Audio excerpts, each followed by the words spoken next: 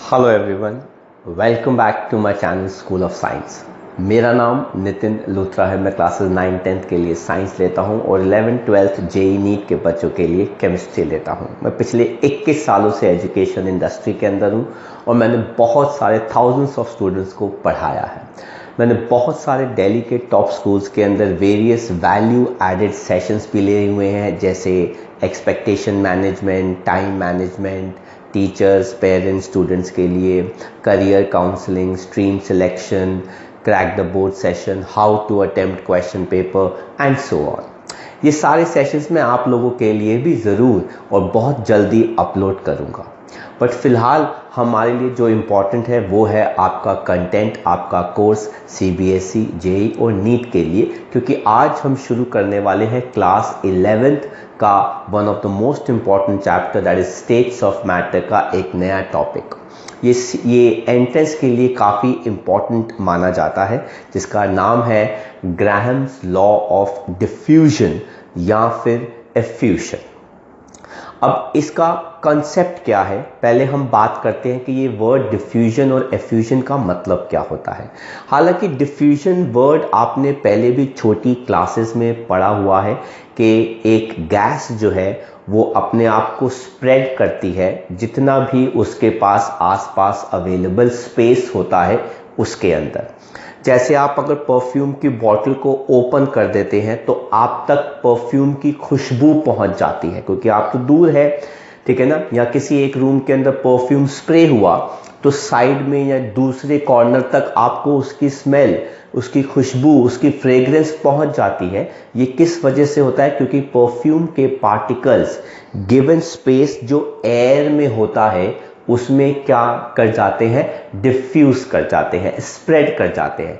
Diffusion basically होता है mixing अपने आप। आपको मिक्स करने की जरूरत नहीं है, पर वो अपने आप ही चीजें जो है वो मिक्स हो जाती है। लेकिन डिफ्यूजन वर्ड से पहले एक और वर्ड जो है जो पढ़ना चाहिए, क्योंकि डिफ्यूजन होने से पहले ये वाला प्रोसेस होता है जिसको हम क्या कहते हैं? एफ्यूजन कहते हैं। अब ये एफ्यूजन होता क्या है? कोई भी गैस अगर लीक कर जाती है या वो किसी ब्रेक से या किसी कट से एस्केप कर जाती है तो उसको हम कहते हैं एफ्यूजन। इसका मतलब है पहले एफ्यूजन होगा, पहले वो गैस, वो पार्टिकल लीक होगा, तभी तो जाके वो हवा में क्या करेगा? मिक्स होगा, स्प्रेड होगा। तो इसका मतलब है एफ्यूजन पहले होता है और उसके बाद क्या होता है? डिफ्यूजन होता है। तो हम इन शब्दों को मतलब समझते हैं। तो एफ्यूजन का मतलब क्या होता है? प्रोसेस ऑफ एस्केपिंग और leaking of a gas from a vessel या फिर पाइप या फिर बॉटल, आप कुछ भी लिख सकते हैं।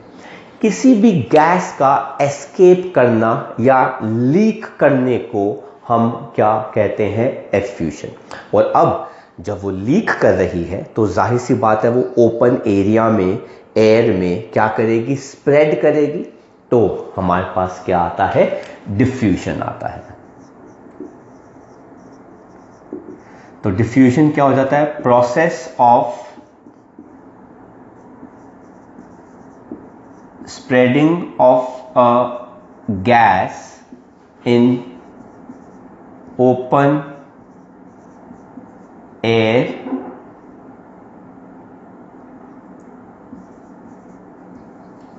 या फिर हम क्या लिख देते हैं? रूम और कंटेनर हैविंग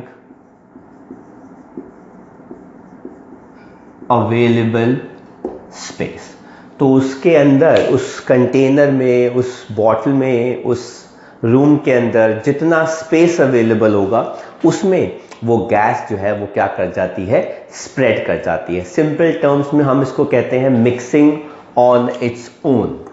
इसको हम क्या कहते हैं, mixing of gases on its own due to क्या, मूवमेंट। तो इसको हम क्या कहते हैं, डिफ्यूजन कहते हैं। तो आई होप आपको एफ्यूजन और डिफ्यूजन पता लग गया। तो एफ्यूजन पहले होता है जिसकी वजह से क्या होता है बेटा, डिफ्यूजन होता है। तो अब हम बात करते हैं इस लॉ की। ग्राहम्स लॉ क्या कहता है, कैसे एक्सप्लेन करता है, हम जरा उसको पढ़ते हैं।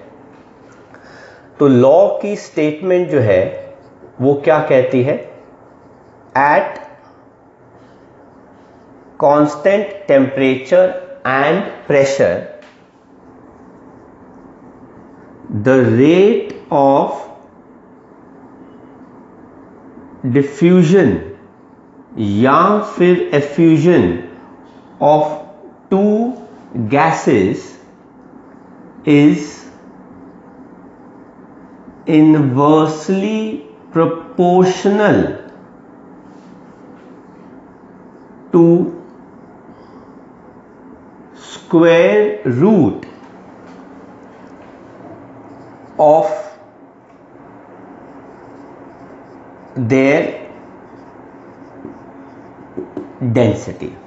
तो आइडियली लॉ हमारा क्या बन गया कि किसी भी गैस का जो रेट ऑफ डिफ्यूजन या एफ्यूजन होता है वो इन्वर्सली प्रोपोर्शनल होता है किसके, उसकी डेंसिटी के। अब अगर एक गैस के लिए रेट ऑफ इफ्यूजन जो है वो इन्वर्सली प्रोपोर्शनल है डेंसिटी के ऊपर, देयरफॉर अगर हम दो गैसेस ले लेते हैं R1 एंड R2, तो उनका जो रेट ऑफ डिफ्यूजन होगा it will be inversely proportional to square root of density 2 upon density 1। क्योंकि अगर वो इनवर्सली प्रोपोर्शनल है तो आप प्लेस करेंगे तो अंडर रूट आपके पास ये आ जाएगा। एंड आप दोनों के लिए अगर कांस्टेंट लगाते हैं, यूज करते हैं, तो कैंसल आउट होके हमारे पास क्या आ जाता है, R1 upon R2 which is equivalent to under root of density 2 upon density 1। तो हमारे पास ये फॉर्मूला आ गया। अब इससे हमें एक और चीज मिलती है क्या, कि मोलर मास जो होता है it is equal to twice of vapour density.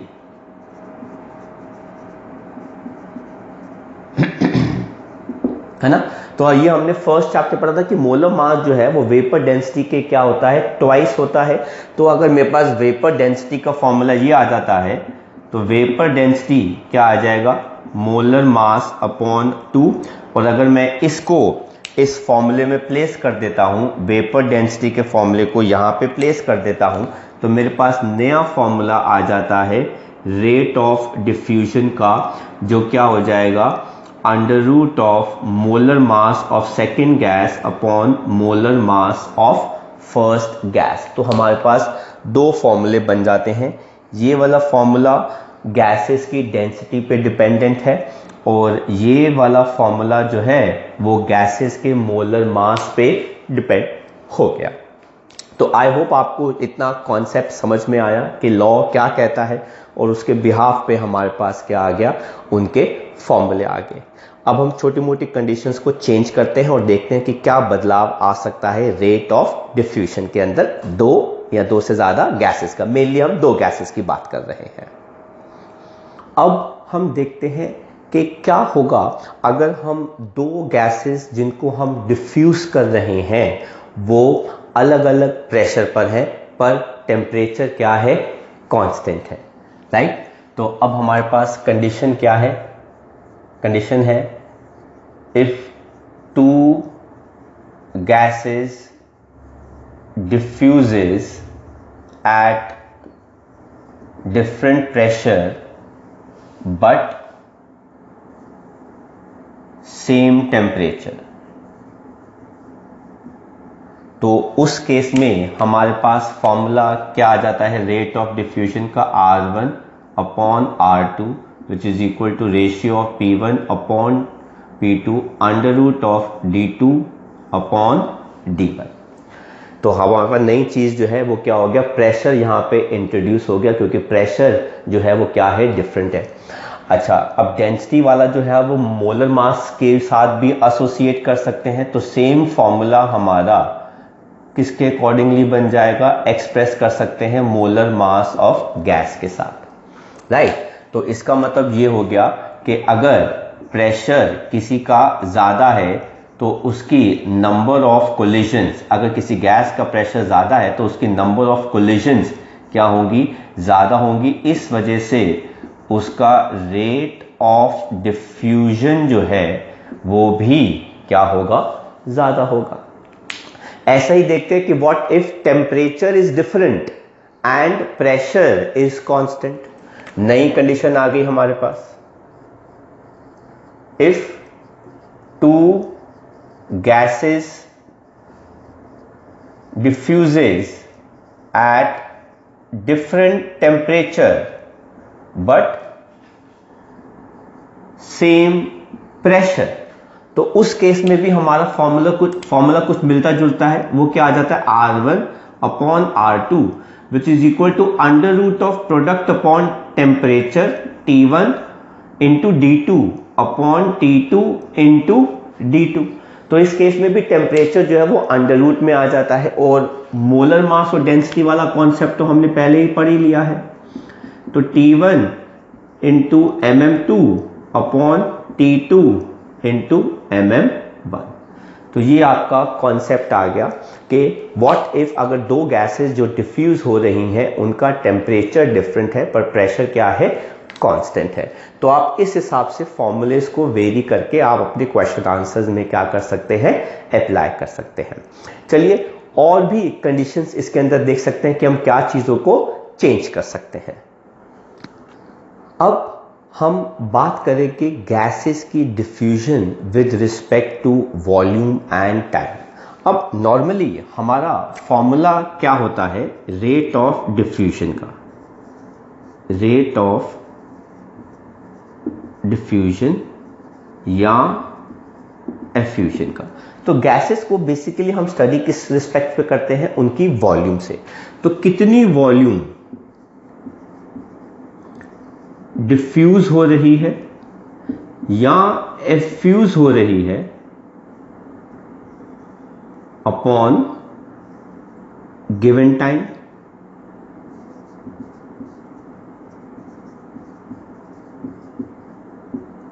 तो इस केस में वॉल्यूम को हम क्या लिख देते हैं, V, और टाइम को हम क्या लिख देते हैं, T। तो इस केस में अगर तो दो गैसेस जो है वो डिफ्यूज हो रही हैं सेम टाइम पे,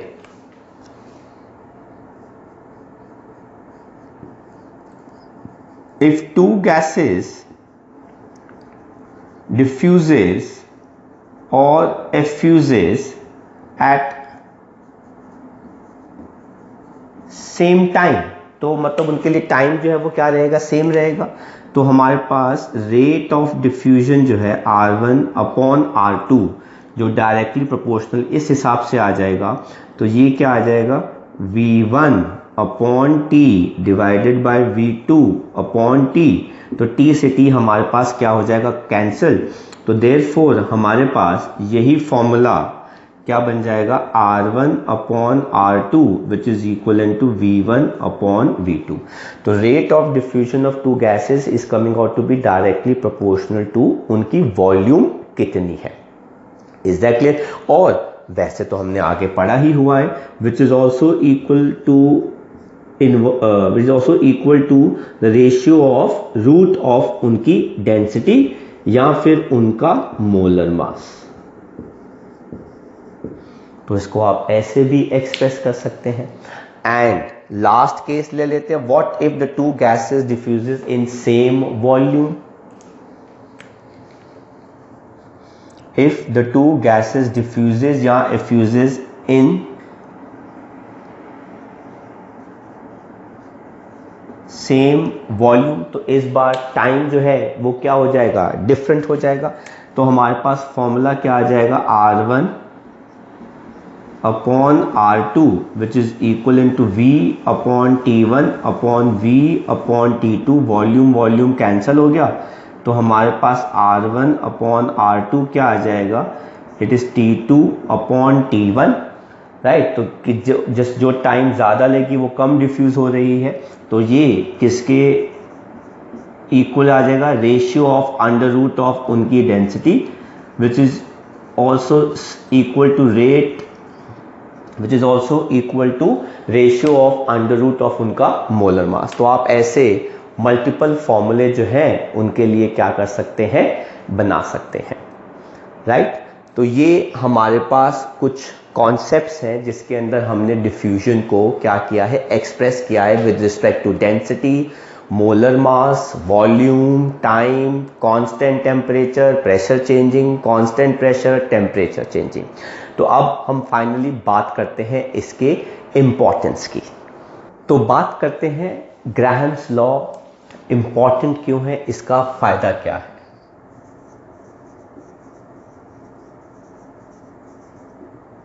अब ये इसीलिए इंपॉर्टेंट है, इसका फायदा इसीलिए है क्योंकि हम इससे किसी भी अननोन गैस की डेंसिटी या फिर उसका मोलर मास निकाल सकते हैं। We can calculate the density or molar mass of any unknown gas।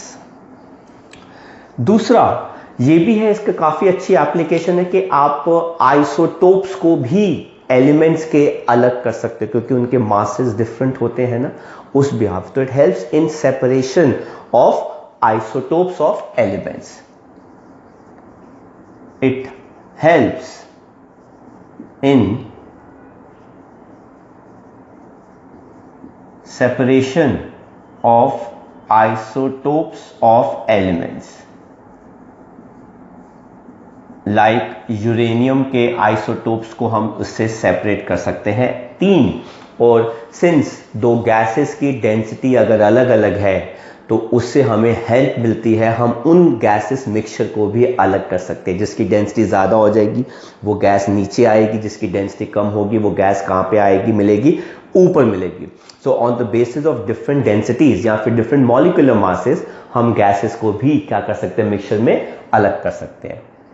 It helps in separation of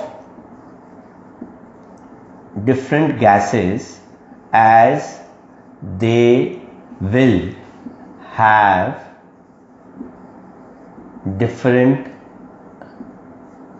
densities, है ना, और molecular masses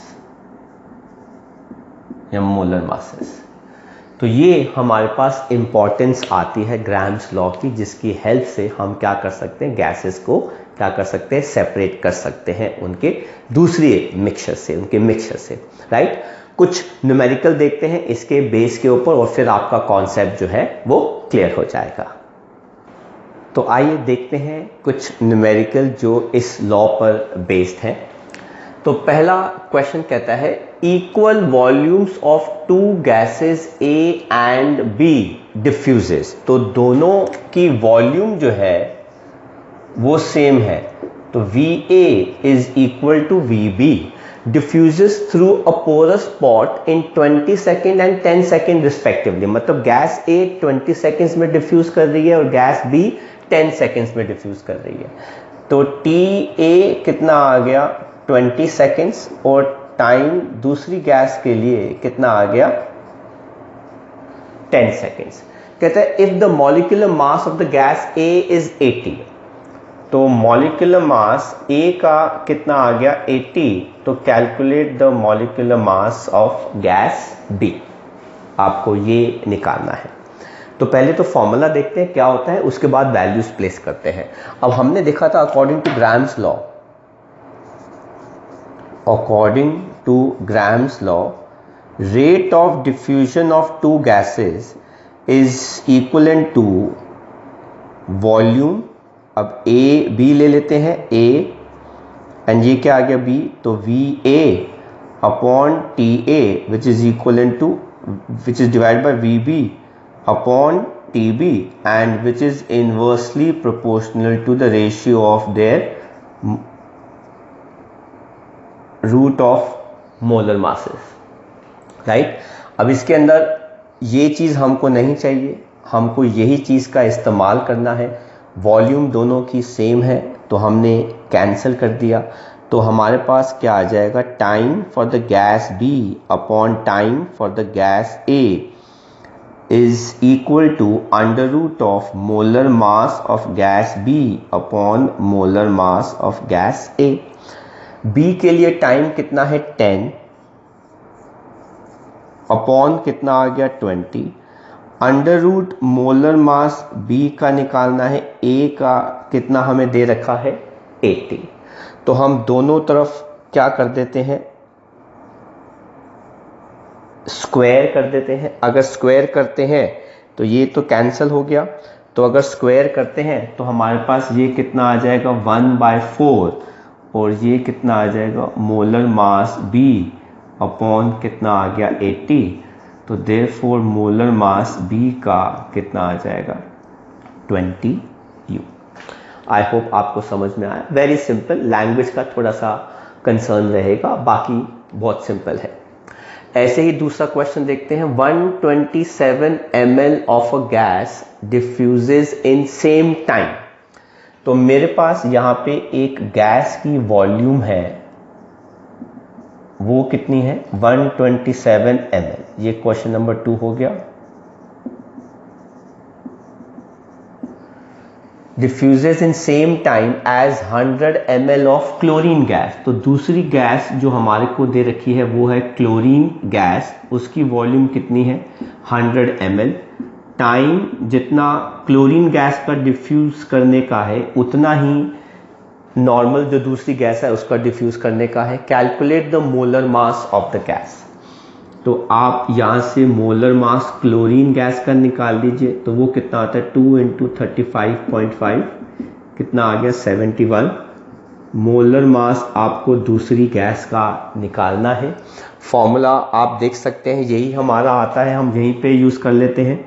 तो volume of the gas upon time of the gas divided by volume of chlorine upon time of chlorine which is equivalent to under root of molecular mass of chlorine gas upon molecular mass of the gas। अब time same है तो हमारा cancel हो गया, तो हमारे पास क्या आ जाएगा volume of the gas upon volume of chlorine gas which is equal to the ratio of under root of molar mass of chlorine gas upon molar mass of the gas। तो volume of the gas कितना है 127 upon volume of chlorine कितना आ गया हमारे पास 100। Molecular mass chlorine का कितना आ गया 71 और ये आ गया मॉलिक्यूलर मास गैस का। आप इसका भी स्क्वायर कर देंगे, स्क्वायरिंग बोथ साइड्स।